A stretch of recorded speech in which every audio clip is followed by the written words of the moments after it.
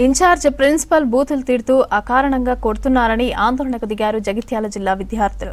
జిల్లా కేంద్రంలో Killagadda minority residential school incharge principal తీరుపై 10వ తరగతి విద్యార్థులు ఆగ్రహం వ్యక్తం చేశారు. విద్యార్థులకు ప్రిన్సిపల్ క్షమాపణలు చెప్పినా 10th క్లాస్ స్టూడెంట్స్ పట్టించుకోకుండా నిరసన చేపట్టారు. ఇక సమస్యను ఉన్నతాధికారుల దృష్టికి తీసుకెళ్తామని పోలీసులు విద్యార్థులను సముదాయించారు.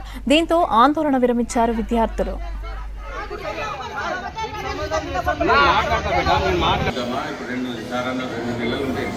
ఎగ్జామ్ మీద దృష్టి పెట్టాలి.